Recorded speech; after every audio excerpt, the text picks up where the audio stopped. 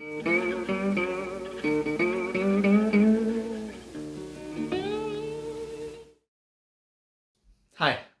What do you think of global warming, of climate change? Do you think it's like a terrible thing that's just going to destroy the entire planet? Do you think it's something that is definitely happening but is relatively trivial? Or do you maybe even believe that it doesn't exist at all?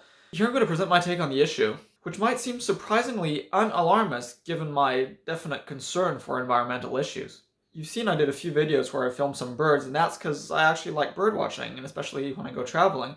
And that actually has been the case since a long time ago, when I was actually 7 years old and I was just right here in New Zealand. And I got kind of brainwashed by liking this because we went to this island just nearby called Tiri And I guess I kind of liked just this idea that you could see these birds up close and you sort of could collect them. I guess for me it's kind of like a collection thing. Like some people might, collect Pokemons with Pokemon Go. That was kind of the mindset, and I think that's the mindset of most people actually who like it. And just generally, I appreciate natural environments, and I just like seeing different landscapes, and they really just like make me feel these sort of subtle emotions that, that really just enrich one's experience. So as a result, I'm definitely like attuned to sort of, like nature or whatever. And perhaps even more so than many of these sort of environmentalist people that like environmentalism, but more from kind of hippie socialist perspective, rather than just like enjoying nature itself. And so naturally, over the years, I gradually became somewhat concerned about this issue of global warming. And in fact, at the end of high school, we had this sort of big paper thing to do. And I did it on carbon capture, like not carbon capture at the source, but actually capturing it back from the atmosphere. So it was just like a review of the different techniques that had been suggested for doing that.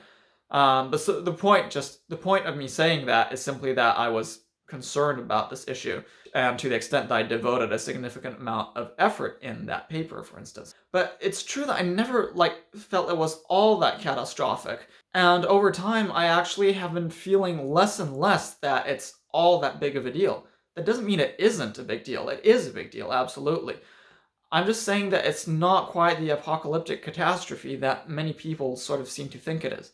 And so, why did I say that? Well, largely it's just looking at the past history of carbon dioxide levels, of temperature levels, and also the projections of carbon dioxide and temperature levels. And what we see is that the projected CO2 and temperature levels are, and especially the temperature levels, are just well within the range of what has just been the norm for most of the past few hundreds of millions of years. We're actually right now at one of the coldest times in a very, very long time. And in fact, right now it's colder than it ever was between about 250 and 10 million years ago. And this is despite the fact that we're in an interglacial, which means that it's about 5 degrees, the global surface atmospheric temperatures are 5 degrees warmer approximately than they are in peak glaciations, when Canada and Scandinavia are covered in thick ice sheets. And so during much of the time, especially between about 250 and 50 million years ago, overall the climate was particularly warm, to the extent of being up to like 15 degrees warmer than it is now, and quite regularly about 10 degrees warmer than it is now, which is really a lot, because right now, with the Paris agreements and stuff, there's this threshold of 1.5 degrees. And like for much of Earth's history, when, things were doing fine, right? There's plenty of life, there were dinosaurs, and then afterwards there were mammals and everything, and plenty of plants and everything. Everything was fine, in terms of like life. It wasn't a big extinction or anything because of that. And temperatures were routinely 10 degrees higher than now. So this 1.5 thing is like, seems just really silly, because it's like nothing. Like just between glacial and interglacial, which just fluctuates all the time within cycles of 100,000 years, well, you've got fluctuations of more than 5 degrees already. So, I mean, just this 1.5 degree change is honestly really trivial. So, okay, it would be disruptive for societies, but it's not actually a problem for the global environment. So one thing that's interesting, though, is that it's starting to look like CO2 levels were actually a lot lower than we thought, and a lot lower than what would be expected to yield such temperatures if it was just solely CO2 generating these temperatures. Because see, by and large, the estimates are that you have a 2.5 degree increase in temperature per doubling of CO2 concentration. Now, you see, there are lots of different proxies for measuring CO2. And the thing is that none of them are entirely reliable. We can't necessarily know for sure if they're absolutely reliable. But one that I've come across that seems to be particularly compelling just because it's really so simple is actually what's called the leaf stomatal analysis, where basically stomata are just these things on the underside of a leaf, like these little round things, which are basically like the lungs of a leaf. It's where like the CO2 actually goes in. And what happens is the lower the CO2, the more the leaf produces these stomata because it needs to be able to take in more CO2 since there's less CO2 in the air. And a result, basically there's an inverse correlation between the number of stomata on your leaf and the concentration of CO2. And this is actually just verified in laboratory experiments where you have these plants growing and they artificially increase the concentration of CO2 in a greenhouse, and what you'll see is that the plants will start producing less stomata. And so I've been seeing studies on leaf stomatal analysis, and in particular of ginkgo, or ginkgo, I don't know how I say it. And the reason they choose ginkgo is because it's actually a super old plant. It's been existing for something like 200 million years, and it's virtually unchanged. It's an amazing case of evolutionary stasis. And so since there's this evolutionary stasis, we can suppose that the stomata would respond in the same way then as they did now. We can't know for sure, but it's a pretty good supposition. And what we're seeing is that even at the times when, the temperature was maybe like 12 degrees higher than it is now, the CO2 concentrations weren't all that huge. See, pre-industrial concentrations of CO2 are around 270 parts per million. And what we're seeing is that by and large, CO2 concentrations didn't go much above 1,000 parts per million. So basically, we only had 2 doublings of CO2 compared to the pre-industrial concentrations. Normally, that should yield a 5-degree increase in temperature, and yet we had increases in temperature of well over 10 degrees. So why is that the case? Well, as far as I can tell, the fundamental reason is continental configuration. Essentially, temperatures seem to be quite dependent on the opening or closing of certain maritime passageways. Having polar water passageways open makes the climate colder globally, whereas having tropical water passageways open makes the climate warmer, and of course vice versa, closing them. The most obvious example of this is how the continental configuration has changed since approximately the end of the time of the dinosaurs. See, at the beginning of the post-dinosaur age, what we call the Cenozoic, the continents were by and large already largely placed in the positions they are now, but nonetheless with some crucial differences. Firstly, the Atlantic wasn't quite so far apart, but that doesn't have such a big impact on climate. What makes more of a difference is the fact that the southern continents were further south. And as a result, South America and Australia were both linked to Antarctica, and Africa was separate from Eurasia. And additionally, there's a land bridge between Eurasia and North America. This means that there's no free passage of water in the polar regions, but on the other hand, there was a global tropical flow of water. Since North America and South America were separate, so water could flow between North and South America, then Australia was much further south, so you had a much bigger flow of water between Australia and Asia, and Africa was separate from Europe, and Europe was somewhat further south on top of that, so you had this big flow of water then going through the Mediterranean. Now, in and of itself, it seems that that's not sufficient to generate the kind of high temperatures that we are seeing. So there probably has to be some kind of feedback mechanism that has led to these high temperatures, and it seems that the most likely explanation is cloudiness. What seems to have been the case is that cloudiness was a lot lower as a result of this warming. So what happened is that these currents did generate some amount of warming, and there was also higher CO2, which was partly a result of a positive feedback. And on top of that, what happened is that somehow, because of this warming, we had less cloudiness. And this is something that we're actually seeing just with global warming right now, is that, for instance, in Europe, I've just been noticing this myself living in Europe, is that over the years, cloudiness has been decreasing. And it simply seems that overall, globally, cloudiness decreases when temperatures increase, even though precipitation also increases. So you've got more rain, but less cloudiness. So you've got just these it's because it's more like a tropical system where you've got these occasional frequent heavy downpours, but then lots of sunshine in between. It's kind of like Florida, which gets quite a lot of rain, but it's also sunny a lot.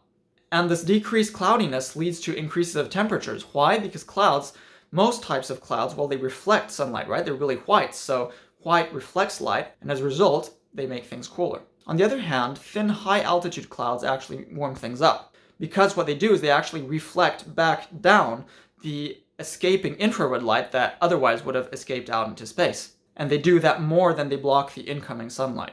And it seems that in particular in the polar regions, this can have an important effect. For instance, in the form of what they call polar stratospheric clouds.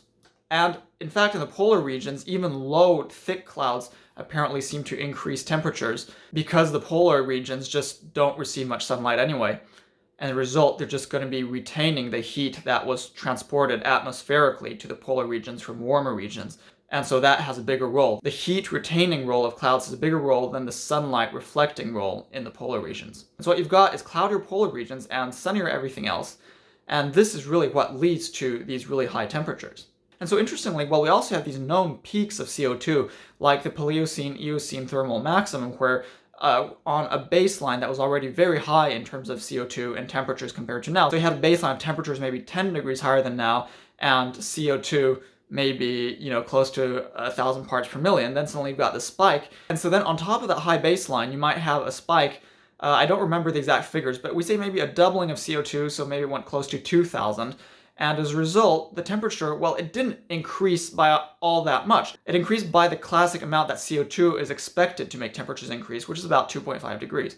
And as a result, it seems that when you had these brief spikes of CO2, there wasn't all that much additional feedback mechanisms that made the temperature increase even more. And so this should come as good news. By and large, we should expect to see approximately 2.5 degrees of warming per doubling of CO2. And even if there is a feedback, well, we're still going to be in a range that was very much the norm for much of Earth's history. And as a result, well, global warming just isn't all that big of a deal.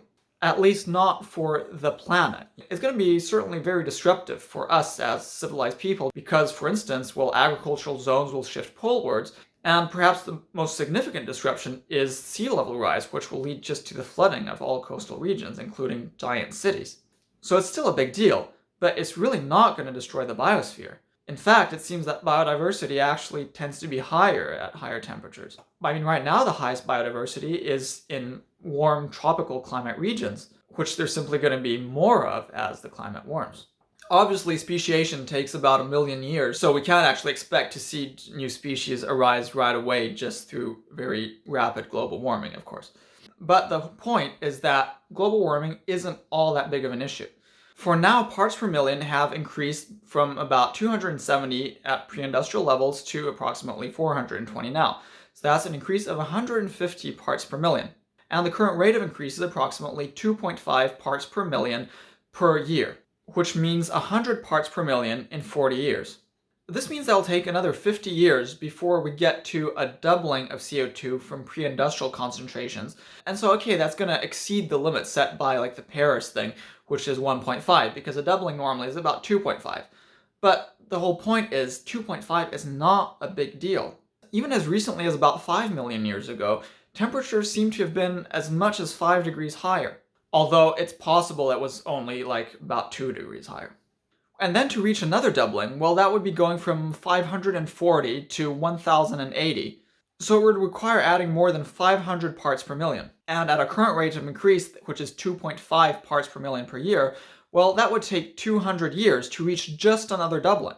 So it would already take 50 years from now to reach a doubling of CO2 from pre-industrial. And then it would take another 200 years to reach another doubling of CO2. And that would just mean a 5-degree increase from pre-industrial, which is still only halfway to the kinds of temperatures that were pretty typically prevalent in much of the past few hundreds of millions of years. So really, there's just not much to worry about. See, that's a good thing about the way temperature responds to CO2, is it responds logarithmically. It isn't linear. The more CO2 you add, the less sensitive your climate is to extra CO2. But still, it's true that it is an issue. It is an issue. It is going to be disruptive. And in any case, well, we're going to run out of fossil fuels at some point. So we've got to do something. We've got to start developing better energy sources. That's absolutely true. But we already are. Renewable energies now in many contexts are already looking cheaper than fossil fuels. Of course, for many applications, this is not yet the case. For instance, to completely power an electrical grid with things like solar and wind, well, you'd require lots of storage, which would add to the cost. And as such, well, solar and wind still might not be competitive with things like coal. But it's important to bear in mind that the prices are plummeting steadily every year. By and large, I think in the long run, solar is really the way to go, because that is really what can provide the most amount of energy. But it's true that for now there are logistical challenges such as how to store the energy and how to transmit it. But I think these can be pretty easily overcome. Now, even though, of course, these renewable energies are starting to look competitive, I do think it would be good to have government-led programs that, further boost the development of these renewable energies. And by that, I don't mean just government subsidies, but actual government companies that actually build energy plants and new grids and, energy storage and all of that. I think it would be a good idea. And that is part of the sort of whole Green New Deal idea, which I, by and large, support.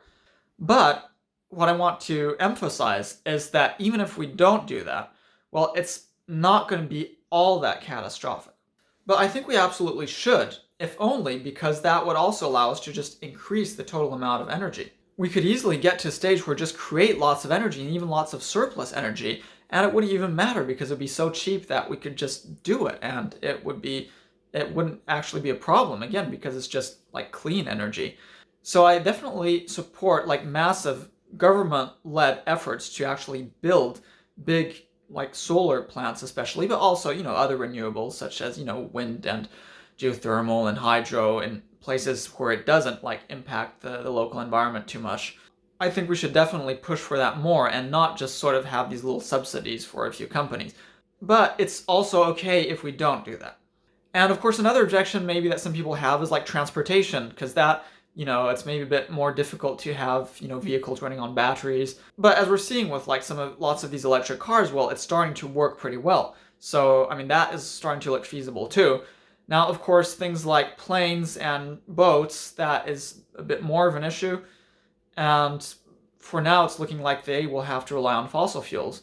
But it's actually possible to have boats and planes run on fossil fuels without releasing any net CO2 emissions. And the way to do that is by transforming all sorts of waste products into fuel that can be used by these kinds of vehicles. So basically, I think things are progressing, and they're progressing a bit slowly, a bit more slowly than it should, but it's also okay. And it's really dumb how these governments say, oh, we have to, cut out all the fossil fuels, stop emitting CO2, and then they keep on subsidizing all their fossil fuel industry and subsidizing the renewable industry much less. And then all these crazy right-wingers, they actually complain when the government subsidizes the renewables, and yet they don't complain at all when they subsidize the fossil fuels. Because literally, they just hate renewables simply because renewables are supported by people of opposing political opinion. That's about it. And of course, that mindset is fueled by the fossil fuel companies, which for now, well, are a lot more powerful than the renewable energy companies.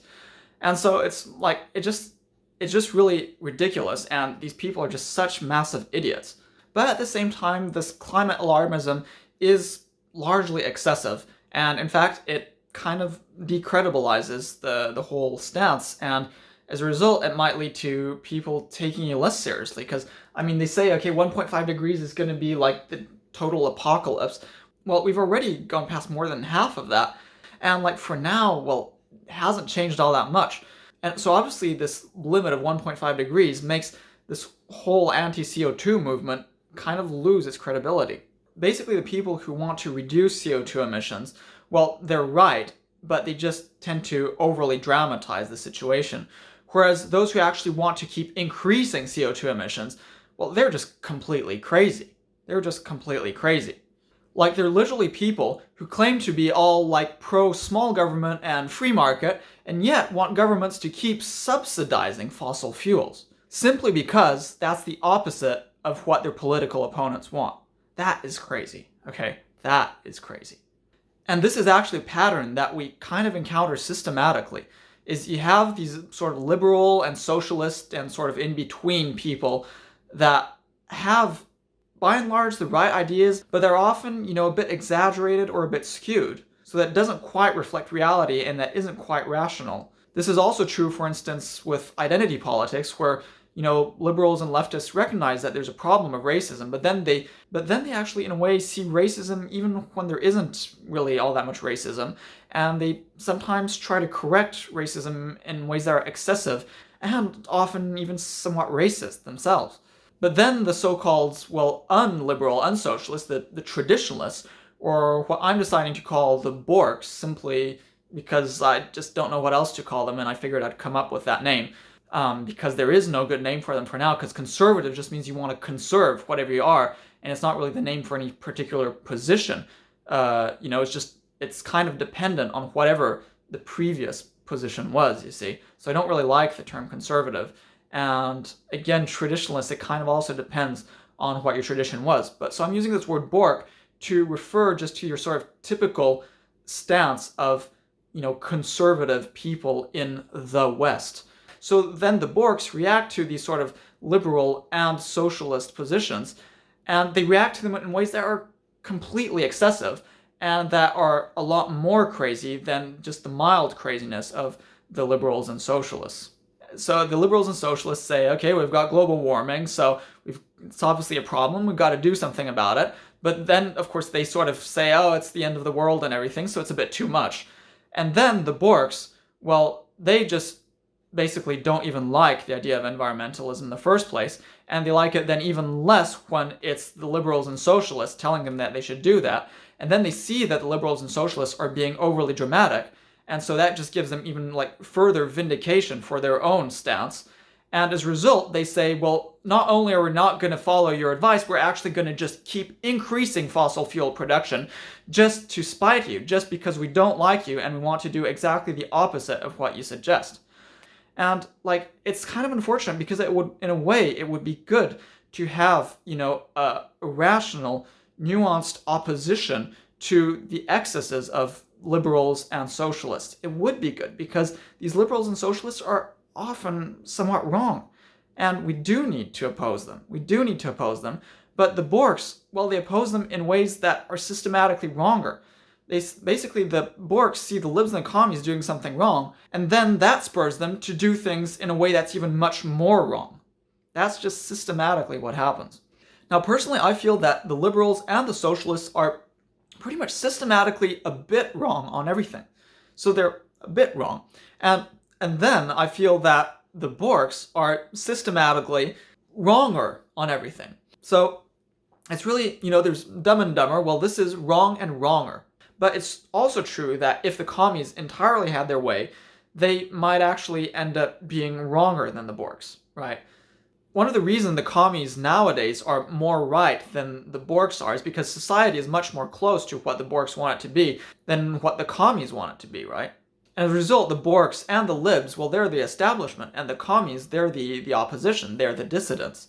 And I feel that the dissidents always tend to have a somewhat better viewpoint. I mean, they're able to criticize the problems with the current society. And Marx, of course, was good at criticizing the capitalist society of the time. He wasn't so good at coming up with a solution. His solution was pretty bad. And likewise then, in countries with, authoritarian government-run economies, well, it was often then the liberals that had largely the most sound positions. So I want to make it clear that basically everybody is wrong. And everybody's making too big a deal out of things. The people who care about global warming, they make a bit too much of a big deal of global warming. And the people who don't make a big deal about global warming, well, they make too big a deal out of their opponents' plans to curb global warming. And basically, neither are all that big of a deal. So you have all these people getting really upset and wound up about not all that much. And another thing I want to briefly address before we finish is, well, the fact that people, by and large, seem to just be focused on global warming and kind of neglecting other environmental issues. Everybody's really just focused on this and thinks that this is really the most catastrophic, crucial issue. And, well, I don't really necessarily agree with that. And I can definitely sympathize with people who are, a bit put off by this kind of alarmism and focus on global warming. And it's true that by and large, lots of these sort of, well-meaning, sort of more left-leaning people, by and large, their ideas are right, but the reason for their adhesion to these ideas still largely stems from somewhat irrational conformist tribalism, just as is the case for, more traditionalist people. And that's something that, I could feel already for a long time. And basically, well, it seems that people are good at spotting this kind of irrationality in the groups that they oppose, but somehow remain blind to the irrationality of their own group. And, so I'm an amateur, naturalist, birdwatcher, and as a result, well, probably the thing that concerns me the most personally about the environment is extinction of species. And global warming, well, is definitely not the biggest threat to most species. The biggest threat is environmental destruction, by and large, and especially in some specific locales where both diversity tends to be high and ranges tend to be small. And so this, above all, corresponds to typically mountainous areas in low-latitude regions, and perhaps most importantly, the tropical Andes.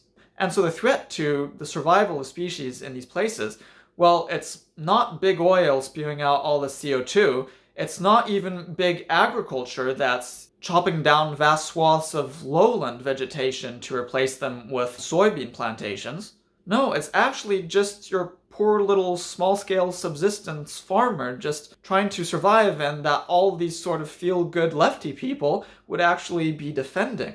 But they are actually the biggest drivers of extinction. We've seen vast deforestation in places like the Amazon and Sundalands, which is, Malaysia and Western Indonesia. There's been lots of focus on deforestation in those two tropical regions, and there has been an enormous amount of deforestation, but by and large, it's actually been less responsible for extinction than just these small-scale activities in tropical highlands.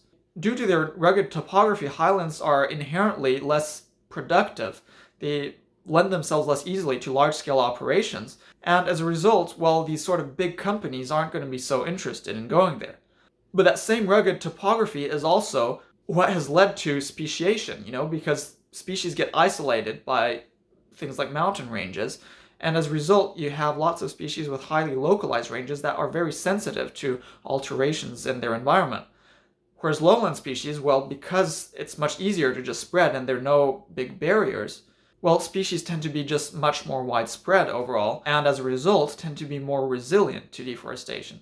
Now, that being said, this is especially true for instance, tetrapods, like vertebrates that aren't fish. For smaller organisms, like plants and even more so insects, there does seem to be a tendency for having much smaller ranges, even in lowland regions. And as such, what I said is not quite as true for smaller organisms, who do tend to have often quite small ranges, even in lowland habitats. Another interesting thing to point out is that, by and large, marine organisms are much less vulnerable to extinction than terrestrial ones. Because see, in terrestrial habitats, well, we're actually just destroying the entire habitats. Even these sort of small-scale fields that all these hippies love, well, they actually involve the complete destruction of the original native vegetation. Whereas, large-scale fishing, well, okay, you remove the fish, but you're not actually destroying an entire habitat in the way you do with even just, small-scale habitat destruction for agriculture. And as a result, well, by and large, marine species are a lot less threatened with extinction than are terrestrial ones. The exception to this are big organisms, in particular sharks, but many of these are, of course, also found in aquaria.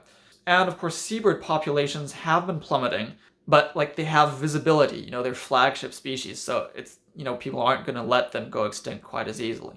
And perhaps finally, there's the aquatic environments, and those environments, it's true that even without actually destroying a river, lots of species are actually often confined to sometimes single catchments or sometimes even just to single stretches of a river. And things like building dams, for one, can make species go extinct, as with the widely publicized case of, the Chinese Baiji river dolphin. But of course, this extinction was not just the result of dams, but also just of general pollution. And in fact, lots of freshwater aquatic species are going extinct simply from pollution. And that is, by and large, the only environment where there's major extinction that is being caused by pollution. In terrestrial environments and marine environments, pollution does not cause much extinction, but in freshwater environments, it does.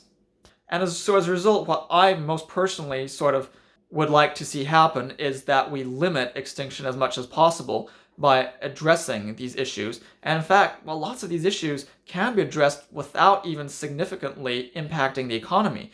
Because again, like, this small scale farming in tropical highlands, well, it's not actually that big of a contributor to global GDP.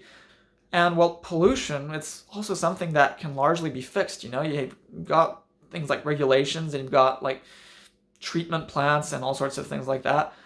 So by and large, we can actually prevent most extinction without significantly burdening the economy.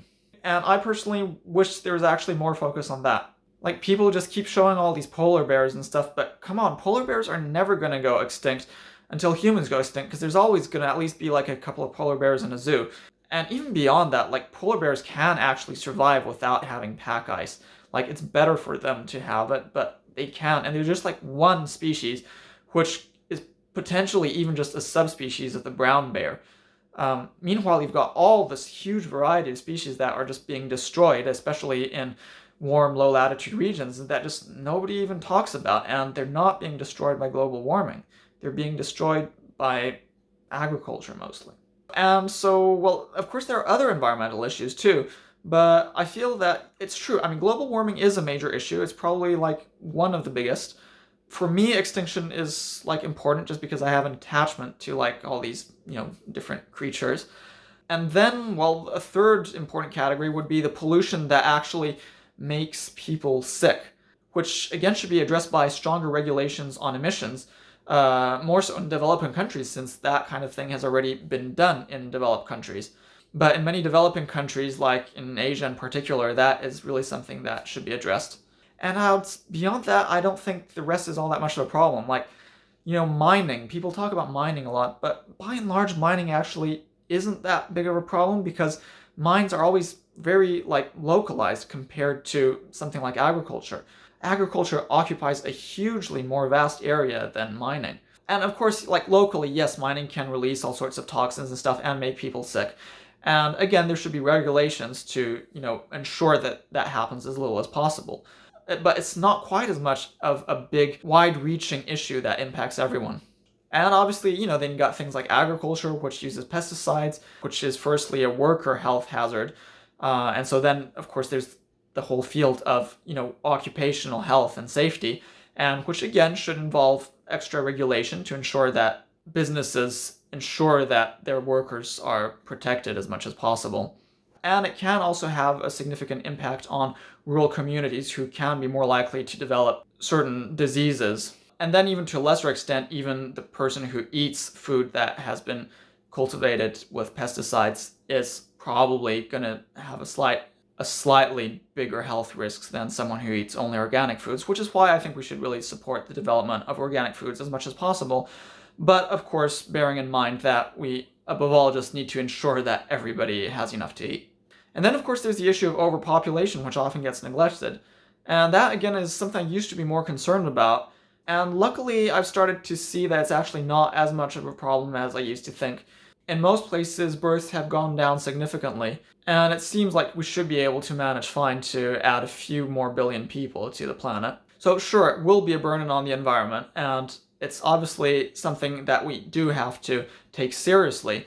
And if the population was actually continuing to increase without showing any signs that it was going to decrease anytime soon, that the increase was going to slow down anytime soon, well, then I definitely would support a policy to just limit birth rates as much as possible.